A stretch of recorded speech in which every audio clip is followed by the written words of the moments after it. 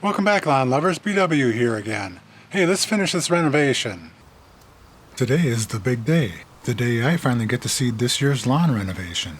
It's also September 6th today, just 7 days after spraying the old grass. I mowed the dead grass short yesterday, but there's a little more preparation I'd like to do before seeding. I have a small area in the back corner where the old grass was always thin. The soil may be a little compacted here, so I want to loosen it up a little with this little hand aerating tool I bought last year. This is the perfect time for me to be giving this baby a try. This isn't a core aerating tool. This tool has 4 prongs on it that will break up or fracture the soil as I give it a wiggle back and forth after stepping it into the soil.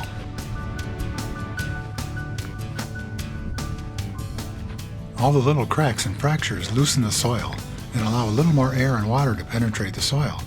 It's a great little tool for a small area like this. I like this tool. I'll be using it around my gates, walkways, landing areas, and any other places where the lawn gets heavy traffic. There, that seems to have worked pretty well. Now I want to go over it with the Garden Weasel to loosen up the soil surface for better seed-to-soil contact.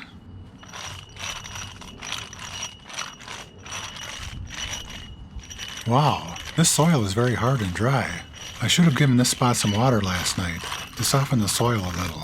This is harder to do now than I thought it would be. It's working though, and it's a small area, so I'll just power through it. If I had watered, this would be a lot easier to do.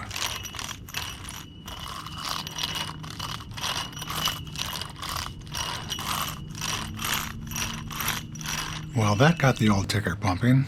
If you've seen any of my previous renovation videos, you know that I prefer easy renovations, so let's get back to the easy part of renovating a lawn. The next step for me is to spread the seed. There really are no spreader settings for the seed that I can go by. I just need to set the openings by eye, so I'm setting them big enough for some seed to get through, but not very much. I'll just keep going back and forth over the area until I run out of seed. Ideally, it'll take me at least 2 passes to get the seed spread evenly. If it takes more than 2 passes, I'll get a little exercise. It's a small area though, so don't worry, I won't be wearing myself out spreading seed. Normally before seeding, I use a rake or a leaf blower to fluff up the dead grass before I apply the seed. I just did that yesterday, so I'm good to go.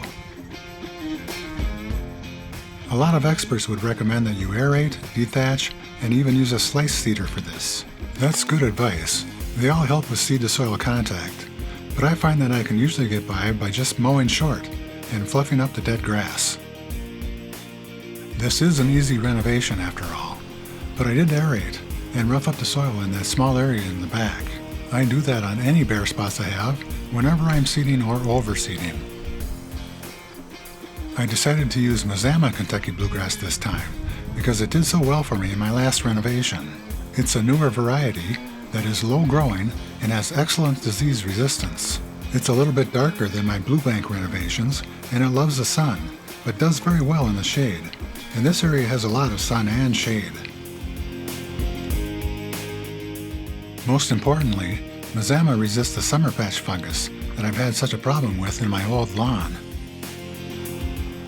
Be sure to buy and use varieties of seed that are resistant to the diseases you typically see in your lawn.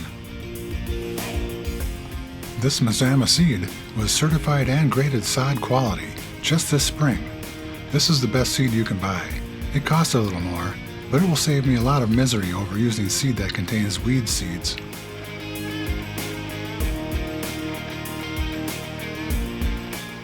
I bought this seed at seedsuperstore.com. The label on the bag will tell you how much weed seed is in it. 0 is best. If you'd like to learn more about the newer varieties of grass seed available, I would suggest that you spend some time researching them online. There's a lot to learn about the different varieties of seed and what varieties are available to the consumer. You can start at seedsuperstore.com. They have a lot of good information and only sell the best seed available. This is such an odd-shaped area that I've kind of gotten lost here. I hope I'm spreading it evenly. Some people will tell you that you should roll your seed into the soil with a big heavy roller after seeding, because that presses the seed into the soil and makes it germinate better. All the evidence I've seen for that has been on soil that has been loosened and graded before seeding. I didn't do that to my soil, except in that one little spot.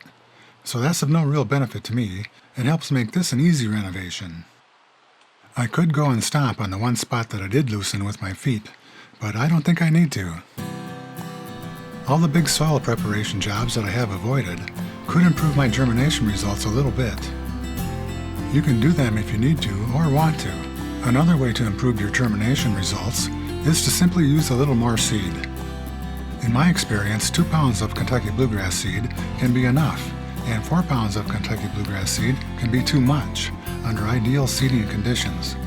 In a new seeding like this, it's best to stay at or under twice the minimum seeding rate. The tech sheet from the producer of Mazama Kentucky Bluegrass seed says to use 2 to 4 pounds per 1,000 square feet. So I weighed out 4 pounds per 1,000 square feet for this seeding, since I'm not doing very much soil preparation. Just for the record though, I have had very good results by using just 2 pounds per 1,000 square feet, using the same method of renovation a couple of years ago. You can see the springtime results of that renovation in one of my very first videos titled, How Much Fertilizer to Use on a Small Lawn. Germination in last year's renovation was a little disappointing though, making me want to use more seed this time. I have a theory that my pre-emergent hadn't worn off in time for last year's seeding, and that may have caused the poor germination. I did not apply pre-emergent to this part of the lawn this year to see if I can get better germination this time. And now for the fertilizer. I'm using Scott's Turf Builder Triple Action Built for Seeding.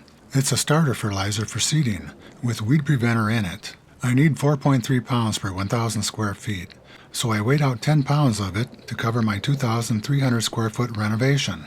You can see how to calculate the amount of fertilizer to use by watching my video titled, How Much Fertilizer to Use on a Small Lawn. To spread it out evenly, I like to use a spreader setting that is just 2/3 of the recommended setting on the fertilizer bag, and make 2 passes with the spreader. For example, if the recommended rate is 15, I set my spreader to 10. That will get me very close to the correct setting for spreading it in 2 passes. I will adjust the spreader setting if I need to after the first pass.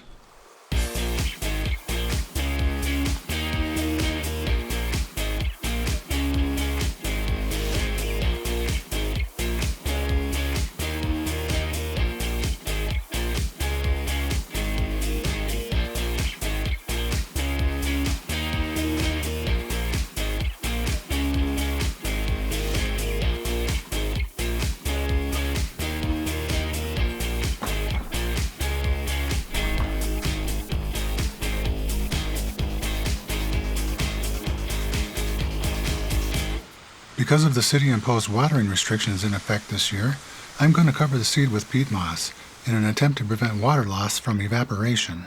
I've got most of a bag of peat moss in the garage from a couple of years ago that I'm using for this, and I've saved a bag of dead grass clippings that I can use as well, if I think I need to. I don't usually do this, just because I found that I can get away without using it, and the work it takes to spread it. It's messy to spread, unless you have a peat moss spreader.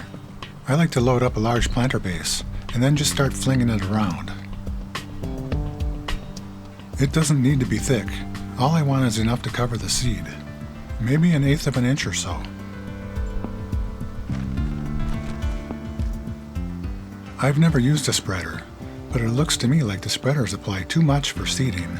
I've found that when it's too thick, and happens to dry out at any time, it can form a hard crust that will prevent the seedlings from breaking through the peat moss. In fact, this bag of peat moss has dried up and gotten hard from sitting in my garage the last 2 years. It looks like I don't have enough peat moss to cover the whole area, so I'm just going to hit the areas that I have left that don't have very much dead grass to cover the seed. After I begin the watering process, I'll decide if I need to use any of the dead grass clippings.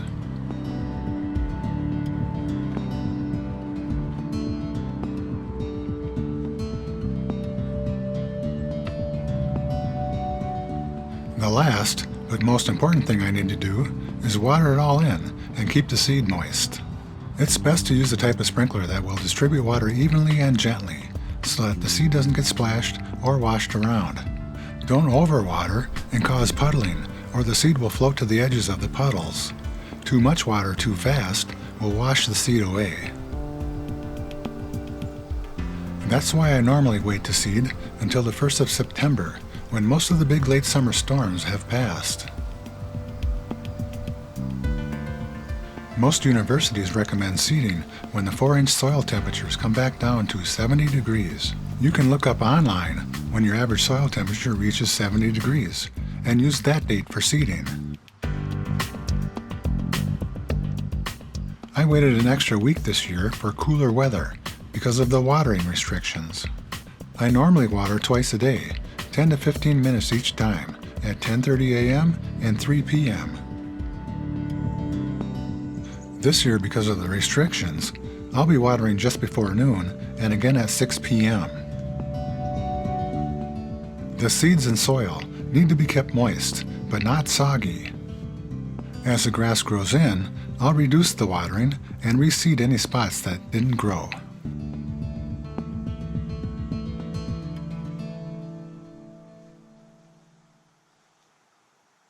That's it for this year's renovation. Don't forget to like this video and then hit the subscribe button and ring the bell next to it so that you don't miss any updates on my renovation. And remember, you can do it.